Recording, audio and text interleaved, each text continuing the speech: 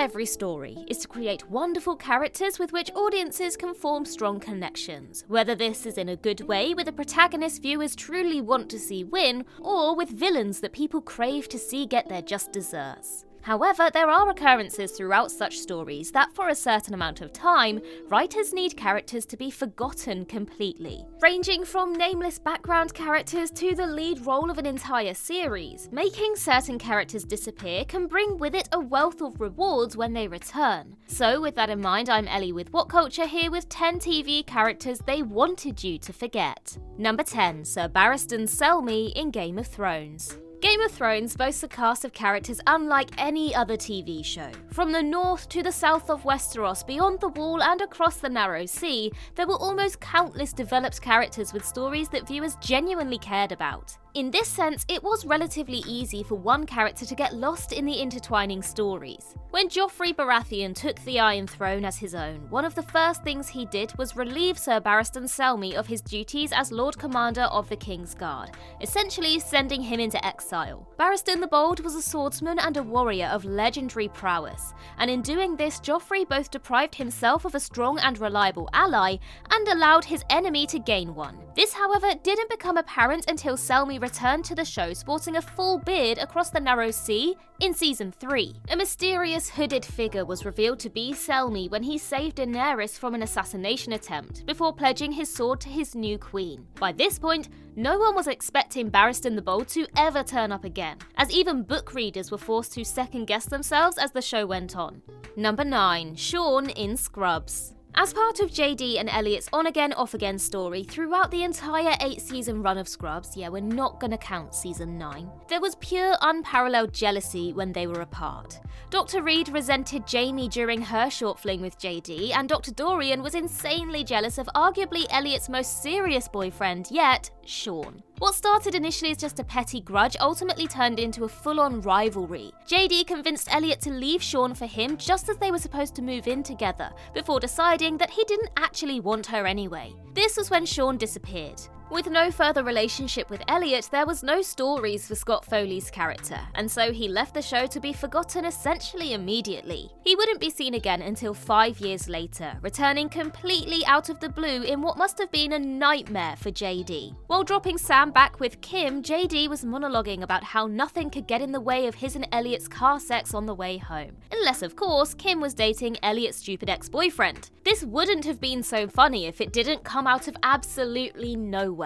Number 8, GINA in Brooklyn Nine-Nine. Ask any Brooklyn Nine-Nine fan and they will tell you that one of the highlights of the entire show was the annual Halloween heist. After Jake, Holt and Amy won the first 3 respectively, they came together once more to break the tie and determine the ultimate winner. Up until this point, said winner was to be declared an amazing detective/genius. But GINA had other ideas. Far from being a detective, she planned to prove herself as an amazing human/genius. Her strategy revolved around having everyone forget about her. Not only the audience, but her colleagues at the 9-9 as well. She bowed out of proceedings early after apparently knocking her teeth out, and then planted the seeds of doubt about Terry's involvement from start to finish. This was done perfectly, as no one expected to see GINA rock up at the end with the victor's plaque. Everyone ran to the interview room to confront Terry, and even Hitchcock and Scully, who had been with him the entire time, turned on him, only for GINA to reveal herself from behind the two-way mirror. It was a work all along, and just as wonderful and convoluted as most Halloween heist victories proved to be. Number 7, the Birdman in BOJACK Horseman. In the first few episodes of BOJACK Horseman, the titular character got himself into relatively harmless hijinks surrounding his autobiography and arguing with Navy SEALs in the supermarket. But before too long, the show became unbelievably heavy and far darker than before. A lot of things happened throughout the series that were tough pills to swallow, particularly coming from a protagonist you were supposed to be rooting for. 2 of the worst things he did involved young women who looked up to him as a role model, Penny and Sarah Lynn. He took advantage of Penny's vulnerability and dragged Sarah Lynn on a months-long bender that ultimately killed her. There was a crossover of the 2 incidents when BOJACK and Sarah Lynn essentially crashed a group therapy session, with the former confessing to everything he did with Penny, almost as a boast. He drunkenly gave her full name and even told the group to look her up. Towards the end of the series, with BOJACK getting his life back on track, he was yet to suffer any real consequences for what he did to Penny and Sarah Lynn. That is, until Paige Sinclair tracked down the Birdman from that fateful 12-step meeting from 3 seasons before. The information given by the nameless character allowed the reporter to piece together huge parts of the story that would ultimately force BOJACK to face up to every bad thing he ever did. Number 6. Jim in Sherlock. There have been numerous different iterations of Sir Arthur Conan Doyle's legendary detective over the years, but it being brought into the modern day by Stephen Moffat and Mark Gatiss was truly unique. Benedict Cumberbatch's Sherlock was exceptional, and of course, he had to be matched by an exceptional villain. The first 2 episodes of the series merely hinted at the existence of Moriarty, without actually featuring the consulting criminal. This was saved for the first season finale, in which the villain would reveal himself and confront both Sherlock and Watson. But how could such a reveal be taken a level above the usual? How about the fact that this wouldn't be the first time the two shared the screen, or even interacted in the episode? It was just that in the first instance, audiences had no reason to suspect such a blink-and-you'll-miss-him character. When Molly Hooper first introduced Jim to Sherlock, her so-called boyfriend gave Mr. Holmes his number, before the detective launched into his deductions about Jim's sexuality. At the conclusion of the episode, upon hearing the words from the still obscured Moriarty that he gave Sherlock his number, jaws dropped the country over. Number 5. Tommy in The Last of Us. Most video game adaptations are a shadow of their source material. Zombie stories have been done to death over the years, and Naughty Dog's recent Uncharted movie underwhelmed on just about every level. Seemingly everything was against HBO's The Last of Us. However, the first 9 episodes of the show have made up one of the greatest first seasons of all time. The tone was set immediately with the harrowing infection outbreak, something that will be burned into the memory of audiences everywhere. The worst part, of course, being the death of Joel's daughter, Sarah. In the sheer panic of the outbreak, Joel, Sarah and Tommy looked to escape the city and found themselves trapped. After an aeroplane crash stopped them in their tracks, Joel and Sarah were separated from Tommy, leaving the father and daughter open to the military guard who ultimately killed Sarah. The scene was far from straightforward, however.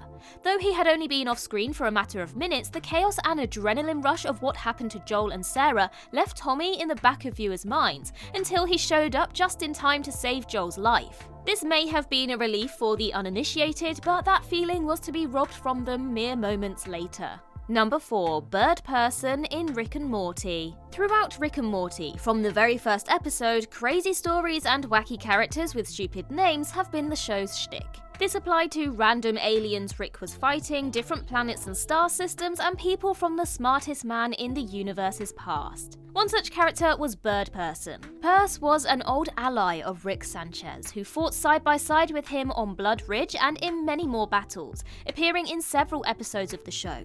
The most notable was the season 2 finale. BIRDPERSON's wedding to Tammy ultimately became a bloodbath, with the groom biting the dust. The post-credit scene from Season 3's opener confirmed that Tammy and the Galactic Federation had reanimated BIRDPERSON as Phoenix Person, but nothing was done with the character for years. There were 3 years between this revelation and Phoenix Person's return, to be exact. During the Season 4 finale, as part of the show's Star Wars homage, Tammy and the Federation were hunting down Space Beth, which led to Rick crossing paths with his old friend. Phoenix Person's emergence to fight Rick on board the Death Star was still a surprise, and fans couldn't have been happier.